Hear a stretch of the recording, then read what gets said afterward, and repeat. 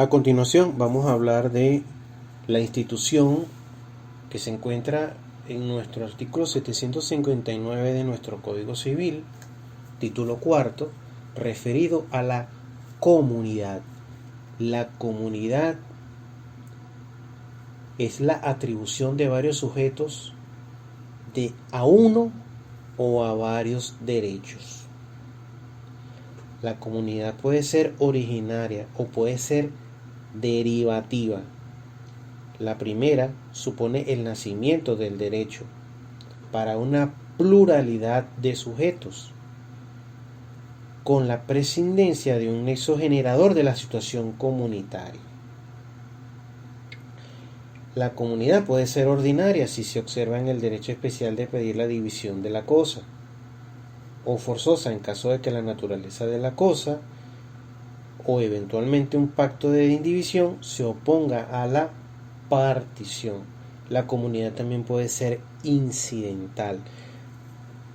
El artículo 759 es muy importante porque fíjense con la palabra con la que comienza, la comunidad de bienes. ¿Por qué? Porque en el argot vulgar, es decir, del vulgo, es decir, de las personas en común, existe una comunidad que no es a la que nosotros nos estamos refiriendo. Se instaura en el 759, porque aquí estamos hablando de una comunidad de bienes. ¿Ok? Y fíjense ustedes que esta se regirá por las disposiciones de este título. A falta de pacto entre los comuneros o de disposiciones especiales. ¿Qué significa esto? Que la ley queda abierta a que si en el futuro existe una ley especial que abre sobre la comunidad, pues esa va a prelar sobre las disposiciones que tiene nuestro código. La comunidad tiene unos elementos muy importantes. En primer lugar, existe una pluralidad de sujetos. Por la misma esencia de ella, presupone la distribución de una relación real, es decir, de un derecho real, ojo, entre dos o más sujetos. Por lo que en muchas ocasiones, cuando ustedes escuchan hablar de la copropiedad, estamos hablando efectivamente de que existe una comunidad de propietarios, existe una pluralidad de sujetos, pluralidad de propietarios. Hay una unidad en el objeto. El derecho de cada comunero incide hasta sobre los últimos segmentos en que pueda concebirse fraccionada la cosa. Y allí también ese derecho coexiste con el que le ha sido atribuido a los demás comuneros.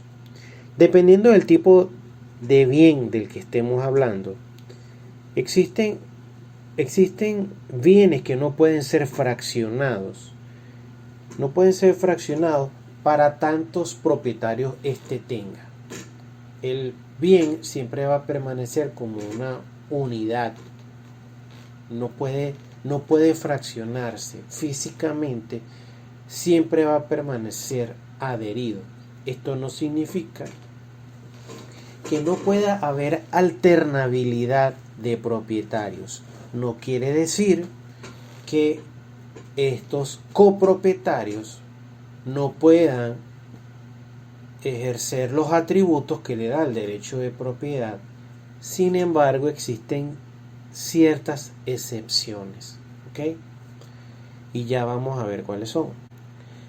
Y antes de seguir, vamos a hablar sobre cómo nace una comunidad. Nace de distintas formas. Una de ellas es de un hecho o de una situación accidental y temporal. Por ejemplo, la sucesión hereditaria. Todos los herederos de una persona fallecida, es decir, de un decuyus, todos ellos a partir de ese momento forman una comunidad hereditaria. ¿Por qué? porque hay una pluralidad de sujetos cuyo derecho recae sobre su filiación directa con el fallecido, y a consecuencia de esto la ley les atribuye a ellos el derecho de ser los herederos de los bienes de esta persona. Y en tanto y en cuanto estos no sean repartidos, todos son dueños al mismo tiempo de todo. Es decir, hay una pluralidad de objetos, pluralidad de sujetos sobre ciertos y determinados bienes.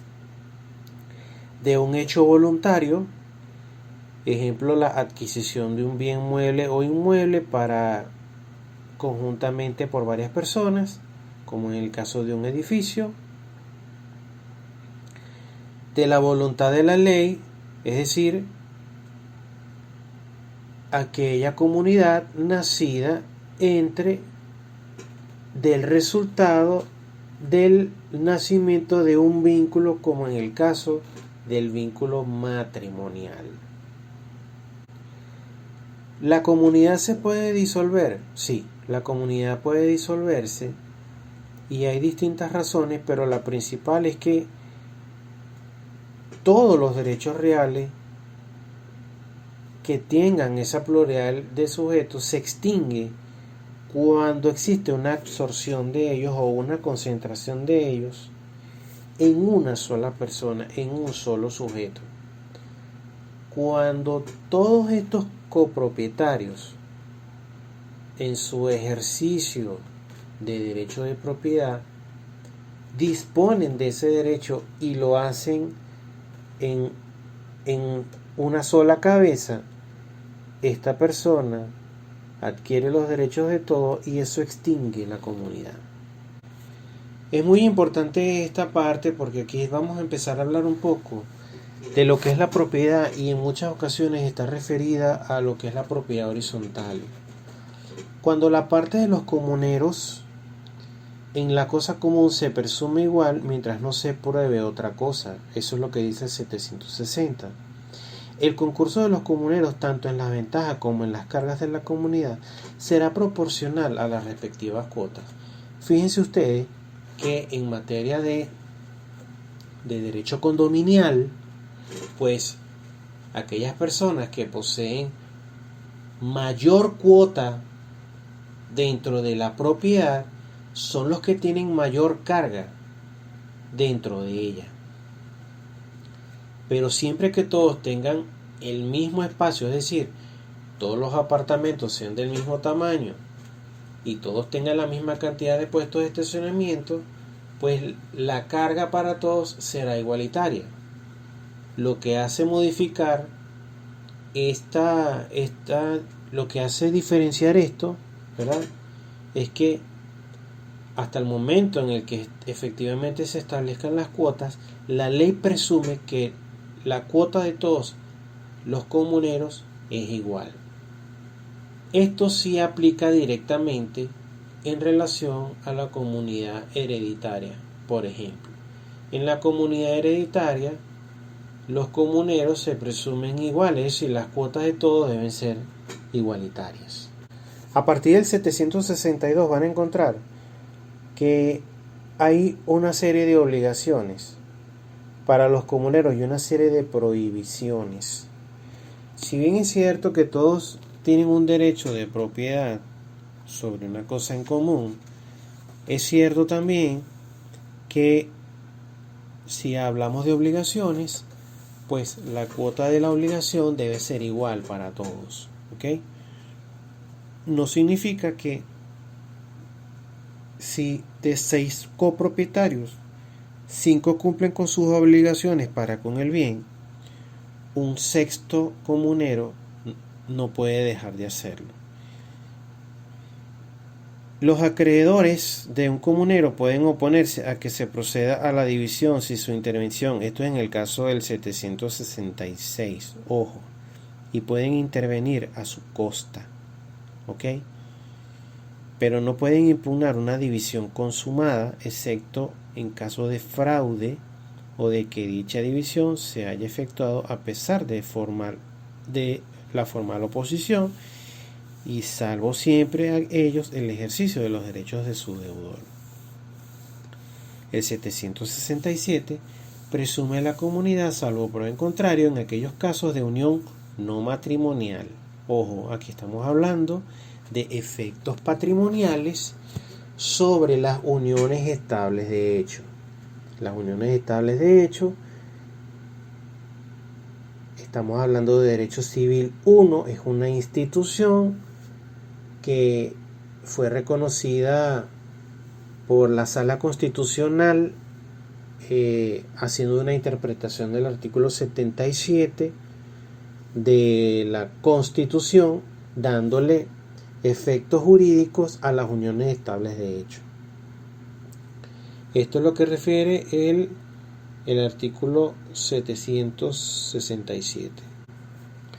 Ojo con el artículo 768, porque habíamos hablado anteriormente de que entre los comuneros existen unas obligaciones. Sin embargo, hay unos derechos muy especiales respecto a la figura del comunero. Están establecidos en el 768, que dicen que a nadie puede obligarse a permanecer en comunidad y siempre puede cualquiera de los partícipes demandar la partición de dicho bien. Sin embargo, es válido el pacto de que se deba permanecer en comunidad por un tiempo determinado, no mayor de 5 años. Es válido ese pacto, pero si no existe tal, entonces se puede liberar a esta persona.